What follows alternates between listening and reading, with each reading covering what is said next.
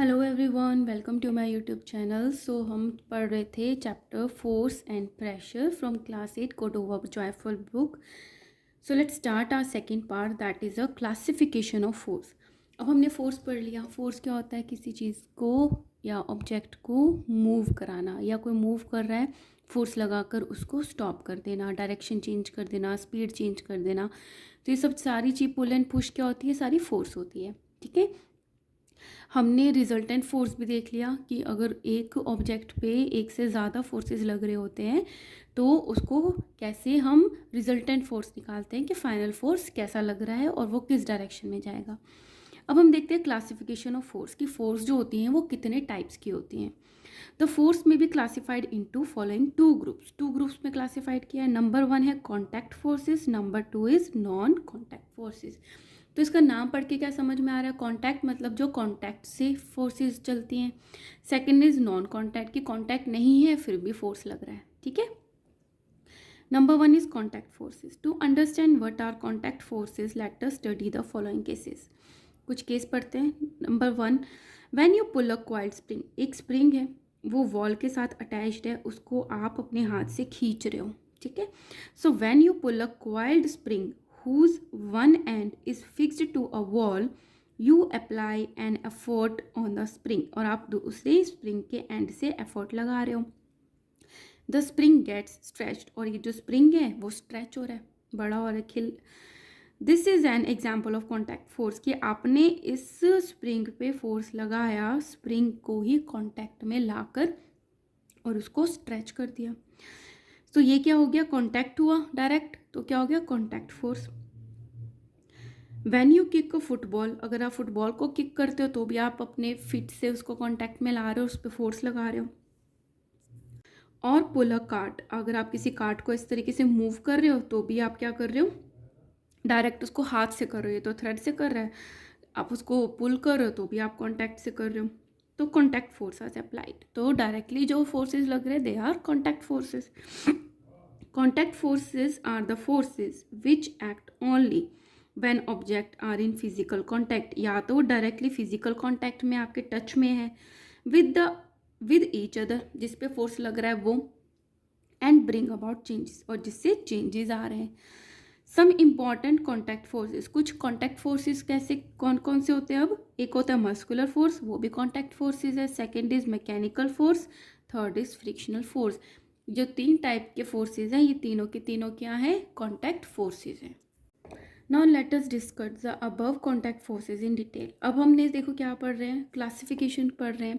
Classification 2 type का है, contact और non contact.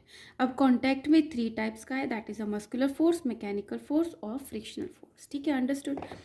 Number 1 is muscular force. तो आपको इससे क्या समझ में आ रहा है? मस्कुलर मतलब मसल्स, जिसमें मसल्स का यूज होके फोर्स लगता है, that is a muscular force. So you can lift a bucket, bucket के उठाते हो विद योर हैंड्स, हैंड से kick the football and the paddle with the bicycle with your legs. आप football को अपने फीट से किक करते हो, लेग से किक करते हो, और इस तरीके से बाईसाइकिल भी आप लेग से चलाते हो। In all these above examples to apply the force on an object, इन सब में आप फोर्स अप्लाई कर रहे हो। योर बॉडी, हैंड्स और legs in these examples come in contact with the object, और इन सब में क्या है? आपके बॉडी का पार्ट है जो कि या तो हैंड्स है या लेग्स है, वो कॉन्टैक्ट में आ रहे हैं ऑब्जेक्ट के जिसपे फोर्स लग रहा है। So where does this force come from? ये फोर्स आई कहाँ से? The force is cause by the action of the muscles in our body. ये कहाँ से आई? हमारी जो बॉडी के मसल्स हैं उन्होंने काम किया। द फोर्स रिजल्टिंग, वो वाला फोर्स जिसका फोर्स जो रिजल्ट होता है due to the action of the muscles, muscle के एक्शन की वजह से, is known as the muscular force. Since our body is in contact with the object, अब मसल्स के फोर्स लग रहा है और हमारी बॉडी जो है कांटेक्ट में भी है ऑब्जेक्ट के, तो ये क्या हो गया? कांटेक्ट फोर्स हो गया और muscular. So muscular force is a contact force. We use muscular force during walking, running, pushing, pulling and lifting certain objects. तो पुश एंड पुल, इन सब में, रनिंग, वॉकिंग में हमारी मसल्स का यूज होता है।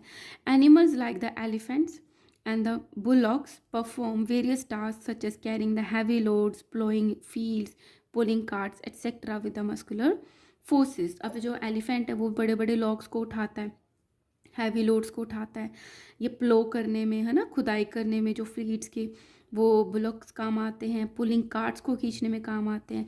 तो ये सारे एनिमल्स भी क्या हैं, अपने मसल्स का यूज़ करते हैं। ठीक है। Second is mechanical force. Mechanical means machine, machine के थ्रू जो फोर्स लग रहा है। So the force exerted by the machine to do some work, वो वाला फोर्स जो मशीन लगाती है किसी काम को करने के लिए, is called the mechanical force. No machine can produce force on its own. कोई भी मशीन ऐसा तो नहीं है कि वो अपने आप काम करती है। जैसे मसल में तो हम लोग यूज़ करते हैं अपनी बॉडी को, बट मशीन कभी भी अपने आप काम नहीं करती। It needs some kind of energy. उसको या तो इलेक्ट्रिसिटी हमें प्रोवाइड करानी पड़ती है किसी मशीन को चलने के लिए, या हमें कोई फ्यूल देना पड़ता है, या पेट्रोल है या डीजल है, एनीथिंग, कोई ना कोई एनर्जी हमें मशीन को देनी पड़ती है। For example, number 1, a car moves only when its wheels move. Car कब चलती है, जब उसके व्हील्स मूव करते हैं। The force exerted by the car engine to move the wheels. अब सबसे पहले काम कौन करता है, कार का इंजन, जो कि व्हील्स को मूव करता है, जिससे कार मूव करती है, इज अ मैकेनिकल फोर्स। तो हो गया ना एक machine, car engine. A car engine burn fuel. अब वो कार इंजन कैसे चलता है, क्योंकि वो फ्यूल को जलाता है। अब उसमें कार इंजन में क्या डलेगा, या तो पेट्रोल डलेगा या diesel, to generate the mechanical force. तो ये फर्स्ट एग्जाम्पल हो गया मैकेनिकल फोर्स का। Second is sail boats use energy of the wind to produce mechanical force.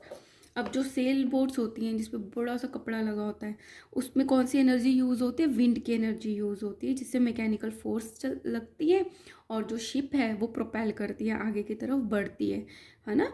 Boats जो हैं वो आगे बढ़ती हैं। Third is windmill. Windmill also uses the energy of wind.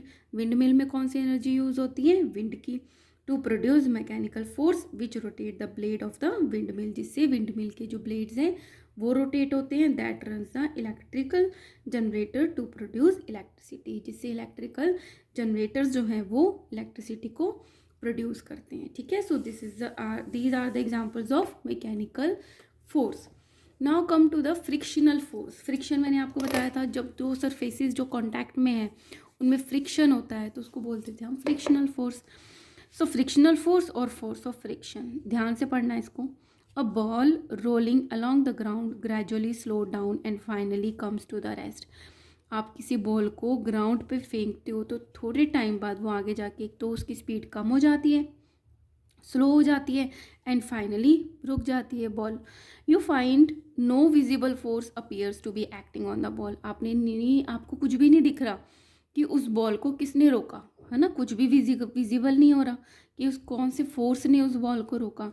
Yet it speeds gradually decreases, फिर भी उसकी जो स्पीड थी वो धीरे धीरे कम हो रही थी, and finally it comes to the rest, finally वो रुक गई। After some time what cause is a change in the state of motion of the ball. तो आपने कभी सोचा कि क्यों ऐसा हुआ, बॉल आगे जाके क्यों रुक गई। Is there any force acting on the ball to slow it down that gradually stop it. कि आपने कभी ऐसा कोई फोर्स के बारे में सोचा है, या कोई ऐसा फोर्स है जिसने उस बॉल को स्लो किया और धीरे धीरे फाइनली उसको स्टॉप कर दिया। In which direction must this force be acting. और अगर कोई फोर्स लग रहा है तो वो किस डायरेक्शन में लग रहा है। This is the force of friction. वो कौन सा फोर्स था, फ्रिक्शन का फोर्स था। The force of friction acting between the surface of the ball, जो कि बॉल की जो सरफेस है उस पे लग रहा है, एंड द ग्राउंड, और ग्राउंड के बीच में जो कॉन्टैक्ट में है एरिया, उन दोनों के बीच में लग रहा है, जो कि क्या कर रहे हैं, एक दूसरे के मूवमेंट को अपोज कर रहे हैं, अपोजिट कर रहे हैं, रोक रहे हैं। किस में लगा, देखो अगेन पढ़ती हूँ। The force of friction acting between the surface of the ball and the ground that opposes the motion of the ball, जिसने बॉल के मोशन को अपोज किया। Bring the moving ball to rest, जिसने frictional force ने उस ball को motion को oppose किया और उसको रेस्ट में ला दिया। The force acting along the two surfaces in contact which opposes the motion of one object over the other।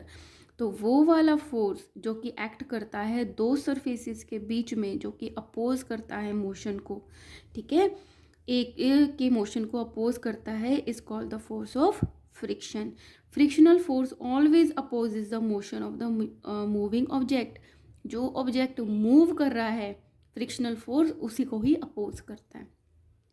This force of friction is due to the roughness of the surfaces of the object in contact. अभी force of friction लगा ही क्यों? क्योंकि ये जो ball है ये बिल्कुल स्मूथ नहीं है, कहीं ना कहीं से उसका जो सरफेस है वो रफ है, जिसकी वजह से ये फोर्स ऑफ फ्रिक्शन लगा। The more is the roughness of the surfaces in contact, the more is the force of friction between them. जितना रफ सरफेस होगा उतना ही ज़्यादा फोर्स ऑफ फ्रिक्शन होगा। ठीक है, सो यहाँ पे हमारा क्या कंप्लीट हो गया? कॉन्टैक्ट फोर्सेस कंप्लीट हो गया। तो इसमें कौन कौन से थे? मस्कुलर, मैकेनिकल और फ्रिक्शनल फोर्सेस। ठीक है, अब हम पढ़ते हैं नॉन कॉन्टैक्ट, जो बिना कॉन्टैक्ट के ही फोर्स लगा देते हैं, है ना। तो नाम से पता चल रहा है।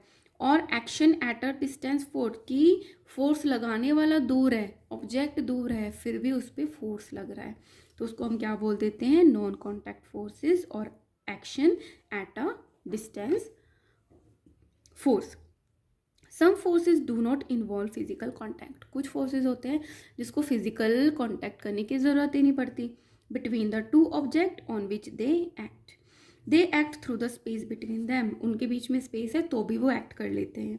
सच forces are called non contact forces, ऐसी फोर्सेज को क्या बोल देते हैं? Non contact forces. So non-contact forces are the forces which can act even when the objects are not in physical contact with each other and bring about changes।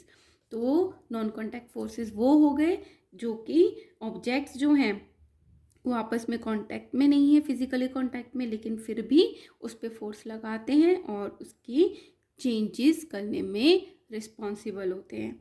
Some important non contact forces are, अब इसमें भी 3 examples है, magnetic force, electrostatic force, gravitational force. ठीक है, कौन कौन से हैं? Magnetic, electrostatic and the gravitational force. इनको बहुत ध्यान से पढ़ना, ये बड़ी क्लासेस तक आएगा, जस्ट आपको इसमें बेसिक चीज़ें बताई जाएंगी। ठीक है, let us discuss the above non contact forces in detail. Number 1 है मैग्नेटिक फोर्स, नाम से समझ आ रहा है मैग्नेट जो फोर्स लगा रहा है, that is a magnetic force. When you bring a magnet near the iron clips, ये कुछ आयरन क्लिप्स हैं, उसके पास में आप मैग्नेट कोई भी चुंबक लेकर आओगे। Do not touch the magnet to the iron clips, आपको टच नहीं करना है, आपको दूर ही रखनी है। The iron clips move from their original position towards the magnet under the influence of the magnetic force. तो ये जो आयरन की क्लिप्स हैं ये अट्रैक्ट होकर उस मैग्नेट की तरफ चली जाएंगी। ठीक है, it is seen that magnetic force act even when the two objects, that is magnet and the iron clips, are not in contact with each other। तो मैग्नेटिक फोर्स तभी भी लग रहा था जब आयरन क्लिप्स और जो मैग्नेट थे वो दूर दूर थे, जिसने उसको फोर्स लगाया, उसको अट्रैक्ट किया। तो ये हो गया ना नॉन कॉन्टैक्ट वाला magnetic force. So the magnetic force is an example of non contact force. Second is electrostatic force. When you bring a plastic comb close to a heap of small pieces of paper, nothing happen। आपने छोटे छोटे pieces कर लिए, उसका एक छोटा सा ढेर लगा लिया, तो आप नॉर्मल कॉम्ब को जब उसके पास लेकर आते हो तो कोई चेंजेस नहीं आते, आप कुछ भी नहीं दिखता आपको कि कुछ हुआ है। But when you rub a plastic comb several times in your dry hair, not in oily hair, लेकिन जब आप बहुत बारी ड्राई आपके हेयर है उस पर आप रब करते हो अपने कॉम्ब को, and bring it near the heap of the small pieces of paper, फिर आप उसको पास लाते हो, they are attracted by the comb. जैसे मैग्नेट उसको अट्रैक्ट कर रही थी ना आयरन क्लिप्स को, ऐसे ही वो जो पेपर्स के जो टुकड़े हैं वो उसको कॉम्ब जो है वो अट्रैक्ट करेगी। This is because of rubbing the comb gets charge, क्योंकि जब आपने रबिंग किया ड्राई हेयर पे, आपका जो कॉम्ब था वो चार्ज हो गया। Since the charge is produced during rubbing of the comb and remains there without any movement, तो जो चार्ज था वो अभी भी इस कॉम्ब पे था। ठीक है, and it is called the electrostatic charge, और उसको चार्ज को हम क्या बोल देते हैं? Electrostatic charge. So the force exerted by the charge object, तो वो वाला फोर्स जो कि कोई चार्ज ऑब्जेक्ट लगाता है ऑन द अनदर चार्ज्ड और द अनचार्ज ऑब्जेक्ट। अब ये जो पेपर्स थे तो अनचार्ज थे, तो वो ऑब्जेक्ट है वो चार्ज भी हो सकता है, नॉन चार्ज भी हो सकता है, बट जो फोर्स लगा रहा है वो चार्ज होना चाहिए। तो ऐसे फोर्स को हम क्या बोल देते हैं? Electrostatic force. So you observed that the comb and the paper pieces are not in contact with each other. अब आपने देखा कि जो कॉम्ब और पेपर के पीसेस थे वो तो कॉन्टैक्ट में नहीं थे with each other, but the electrostatic force is present. But ये जो फोर्स था इलेक्ट्रोस्टैटिक वो प्रेजेंट था, क्योंकि आपने ट्राई हेयर पे कॉम्ब करके कॉम्ब को चार्ज कर लिया था। The electrostatic force therefore is an another example of non contact force. तो ये जो इलेक्ट्रोस्टैटिक फोर्स है ये भी एक अनदर एग्जाम्पल है नॉन कॉन्टैक्ट फोर्स का। फर्स्ट था मैग्नेट का, सेकंड हो गया इलेक्ट्रोस्टैटिक फोर्स। अब एक एक्टिविटी दी गई है to show that the electrostatic force is a non contact force, कि जो इलेक्ट्रोस्टैटिक फोर्स है वो नॉन कॉन्टैक्ट फोर्स है। इसको शो करने के लिए एक्टिविटी गिवन है। A plastic straw, a wooden stand, a sheet of paper and a thread. ठीक है, take a plastic straw and cut into 2 equal pieces. एक प्लास्टिक की स्ट्रॉ थी, उसको 2 पीसेस में हमने कट कर दिया। Suspend one of the pieces from the stand with the help of a piece of thread. एक पीस को हमने थ्रेड से स्टैंड पे टांग दिया। एंड रब it's free and with a sheet of paper, और इसका जो फ्री एंड था उसको हमने शीट ऑफ पेपर से रब किया, तो ये चार्ज हो गया। Bring the rubbed and of the straw near the suspended straw. इसको हमने रब किया, ठीक है, इसको नहीं किया, इसको हमने रब किया, तो ये चार्ज हो गया। तो जो ये लटकी हुई हमारी स्ट्रॉ का पीस था उसके पास लेकर आए। Do not make the 2 pieces touch each other, उन दोनों पीसेस को टच नहीं करेंगे। व्हाट डू यू ऑब्जर्व, क्या दिखेगा? Now rub the free end of the suspended piece of the straw. अब इसके एंड को हम रब करेंगे। And the straw in your hand, और इस हैंड को भी, जो हैंड में स्ट्रॉ है पीस है उसको भी रब करेंगे। Again bring the piece of the straw was rubbed earlier near the free end of the suspended. अब ये दोनों के दोनों चार्ज हो गए। वट डू यू ऑब्जर्व, अब क्या दिखेगा? अब पढ़ते हैं। You observe that the straw which is in your hand when rubbed with the paper attract the suspended straw। तो जब ये जो लटकी हुई स्ट्रॉ का पीस है इसको चार्ज नहीं किया था, सिर्फ जो लेकर आए थे वो चार्ज थी, तो ये वाला जो पीस है ये इसको अट्रैक्ट करता है। ठीक है, you observe that the straw rubbed with the paper repels the suspended straw with the free end of the suspended straw rubbed with the paper. अब ये तो ऑलरेडी चार्ज ही था, अब हमने इस वाले एंड को चार्ज कर लिया, तो जब इसको पास लेकर आएंगे अब ये अट्रैक्ट नहीं करेंगे एक दूसरे को, रिपेल करेंगे, मतलब दूर की तरफ धकेलेंगे। ठीक है, तो क्या हमें डिस्कशन क्या हुई, क्या हमें मिला? The straw in your hand is said to have acquired electrostatic charge after it has been rubbed with the sheet of paper. तो जो आपके हाथ में पीस ऑफ स्ट्रॉ थी, जब आपने उसको पेपर से रब करके चार्ज कर लिया तो उस पर कौन सा चार्ज आ गया? इलेक्ट्रोस्टैटिक चार्ज आ गया। The straw has become charge object. अब ये चार्ज हो गया तो वो दूसरे वाले को क्या करेगी? अट्रैक्ट करेगी। It attracts the अनचार्ज object. तो जो लटकी हुई थी सस्पेंडेड स्ट्रॉ थी उसने उसको अट्रैक्ट किया। On rubbing the suspended straw with sheet of paper, जो लटक रही है स्ट्रॉ, जब आपने उसको रब करके चार्ज किया, you have made the suspended straw also the same charge object. उस पर भी सेम चार्ज आ गया। माना कि इस पर नेगेटिव था पहले वाले पे, अब जो लटक रही थी उस पर भी हमने चार्ज कर लिया, उस पर भी नेगेटिव आ गया। अब जो सेम साइंस होते हैं वो आपस में तो क्या करते हैं? रिपेल करते हैं, और ऑपोजिट क्या करते हैं? अट्रैक्ट करते हैं। ठीक है, सेम चार्ज आ गया। Now the straw rubbed with the paper repels the suspended straw with the same sheet of paper because like charges repel each other, क्योंकि एक जैसे जो चार्जेस होते हैं वो आपस में एक दूसरे को रिपेल करते हैं, दूर रखते हैं। Conclusion, electrostatic force is a non contact force. क्या आपको कॉन्टैक्ट भी करने की जरूरत नहीं पड़ी, फिर भी आपने इफेक्ट देखा अट्रैक्ट का और रिपेल का। ठीक है, now come to the gravitational force. अब ये बहुत ही इंपॉर्टेंट है। अभी तक आप क्या समझते हो कि ग्रेविटी क्या होती है? जो अर्थ मतलब अपनी तरफ सबको खींचती है, दैट इज़ अ ग्रेविटी, और वही ग्रेविटेशनल फोर्स है। बट ऐसा नहीं है। पूरी की पूरी यूनिवर्स में हर कोई चीज़ आपस में एक दूसरे को अट्रैक्ट करती है और उसको हम ग्रेविटेशनल फोर्स कहते हैं। ठीक है, और हमें दिखता क्या है? जो बड़ी चीज़ आपस में अट्रैक्ट कर रही है, हम बोलते हैं कि अर्थ सबसे बड़ी है, हम जहाँ रहते हैं, तो वो सब चीज़ को अट्रैक्ट करती है अपनी तरफ, उसकी तरफ ही चीज़ें गिरती हैं, तो हम ये समझते हैं कि वही ग्रेविटी है। नहीं, कोई भी चीज़, पूरे के पूरी हमारा जो यूनिवर्स है, छोटी से छोटी चीज़, बड़ी से बड़ी चीज़, एक दूसरे को अट्रैक्ट करती हैं और उसको हम ग्रेविटेशनल फोर्स कहते हैं। Every object in this universe attract every other object with the certain force. और हर एक ऑब्जेक्ट की कुछ ना कुछ अपनी फोर्स होती है अट्रैक्ट करने की। बड़ी चीज़ होगी तो ज़्यादा फोर्स से अट्रैक्ट करेगी, छोटी होगी तो कम फोर्स से, लेकिन यूनिवर्स में हर कोई चीज़ आपस में एक दूसरे को अट्रैक्ट करती है। The force with which two objects attract each other is called the force of gravitational. उस फोर्स को कहते हैं जिस फोर्स से दो ऑब्जेक्ट्स आपस में एक दूसरे को अट्रैक्ट करते हैं, that is a gravitational force. The force of gravitation act even when the two objects are not connected by any means. अब ऐसा नहीं है कि हमें कांटेक्ट करना पड़ेगा, हम किसी बॉल को ऊपर फेंकेंगे वो नीचे गिरेगी, तो हमने उसको तो खींचा तो है नहीं अर्थ ने, उसको दिख भी नहीं रहा है, तो नॉन कॉन्टैक्ट फोर्स हुआ। The force of gravitational act even when the two objects are not been connected by any means. Gravitational force exist everywhere in the universe, ये सब जगह होती है। For example a force exist between your pen and the book. तो ये हमारा pen है और ये हमारी बुक है, ठीक है। इन दोनों के बीच में भी ग्रेविटेशनल फोर्स है। बट आप ये क्वेश्चन पूछोगे कि मैम ये बुक तो इसको अट्रैक्ट नहीं कर रही और ना ही ये जो पेन है इस बुक को अट्रैक्ट कर रहा है ना क्वेश्चन। ये क्यों नहीं कर रहा ये? क्योंकि जो अर्थ है वो बहुत बड़ी है, ये दोनों एक दूसरे पे अट्रैक्शन लगा रहे हैं, फोर्स लगा रहे हैं, बट जो अर्थ लगा रही है नीचे की तरफ वो इन दोनों से ज़्यादा है। तो हमें क्या विजिबल होगा कि ये पेन नीचे जाएगा और इस तरीके से मैं बुक छोड़ूंगी तो हमें ऐसे विजिबल होगी। तो हमें ये विजिबल नहीं होता ये फोर्स, बट है इन दोनों में, ठीक है।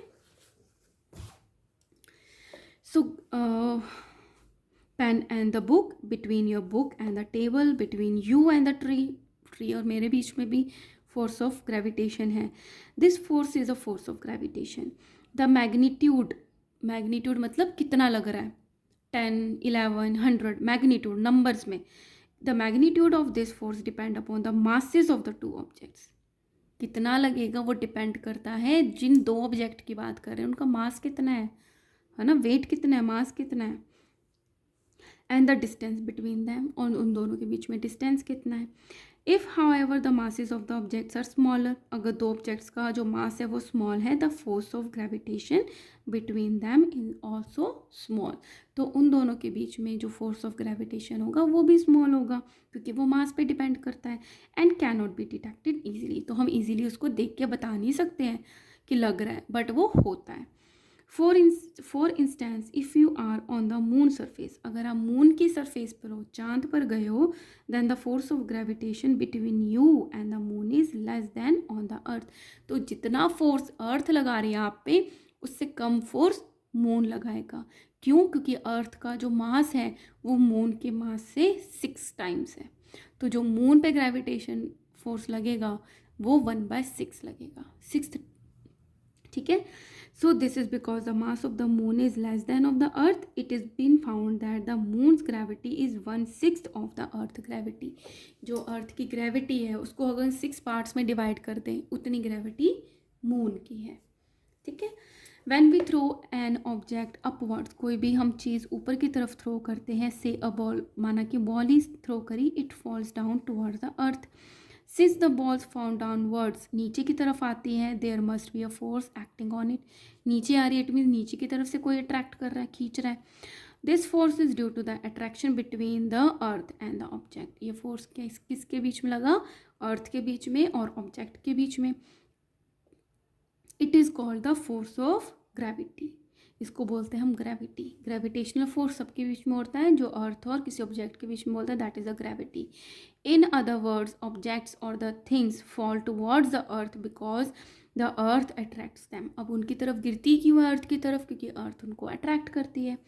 This force of attraction exerted by the earth on any object is called the force of gravity और द ग्रेविटी। तो वो फोर्स जो कि अर्थ लगाती है किसी भी ऑब्जेक्ट पे, उस फोर्स को हम बोल देते हैं फोर्स ऑफ ग्रेविटी और the gravity. Here we have completed our contact and non contact forces. Next video में आपको मैं प्रेशर पढ़ाऊंगी, ये भी बहुत इंपॉर्टेंट है students. And if you like my videos kindly like, share and subscribe. Thank you in advance, thank you.